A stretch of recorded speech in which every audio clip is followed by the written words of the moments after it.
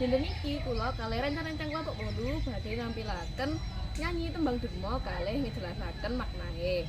Dipun parangaken nami kula Aisyah Namira Putri Fandiansyah absen 3.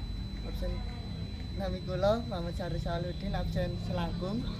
Nami kula Syafaur Rasul absen 3 sekawan. Kula ingkang mriki badhe nerangaken tembang durma watake niku napa mawon. Tembang durma niki nduweni watak utawa sifat kang keras, mantep, gagah, murup lan kebak geger nafsu. Lagu iki uga asring diidentifikasi kanthi swasana sing medeni utawa tegang nanging asring digunakake kanggo menehi pitutur sing kuwat utawa nyritakake babagan perang. Luwih cetone sifat lan ciri-cirine tembang durma yaiku watek dasar, sereng, ambek atau tegas, bengis lan wani makna filsafat nggambarake hawa nafsu, gumingsun utawa kahanan manungsa nalika ngadepi tantangan lan pacobaan urip. Gunake cocok kanggo nggambarake suasana perang, nesu utawa ngirim pesen sing nyenengake yaiku ojo nyerah. Paugeran biasane dumadi saka 7 larik saben gatra kanthi guru wilangan lan guru lagu. Ing mriki kula badhe njelasaken tembang durma. Tembang durma yaiku salah sawijining tembang macapat ing sastra Jawa sing nduweni watak teges, gagah lan semangat. Tembang iki biasane digunakaken kanggo manehi pitutur, skereling lan piwulang babagan kebajikan. Isine karep ngandhut ajakan supaya manungsa tansah tumindak becik, ngadohi tumindak ala, nduweni tanggung jawab lan eling marang Gusti Allah.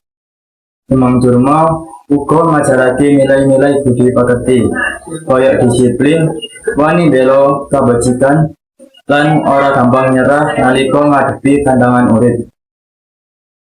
Amarga ngandhut akeh piwulangan luhur, tembang durma dadi salah sawijining sarana kanggo ndidik watak lan moral masyarakat Jawa.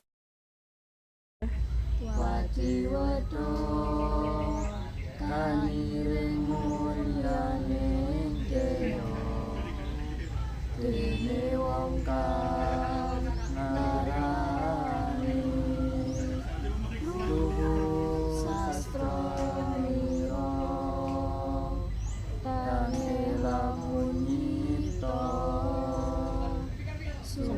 sungsun kalih-kalih nora mengkono panesti miring tauhid.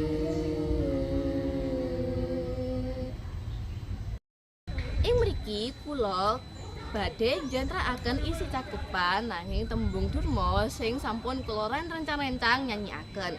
Cakepan iki ngandhut piwulang babagan tauhid utawa kapitadosan marang Gusti Allah Kang Maha Esa.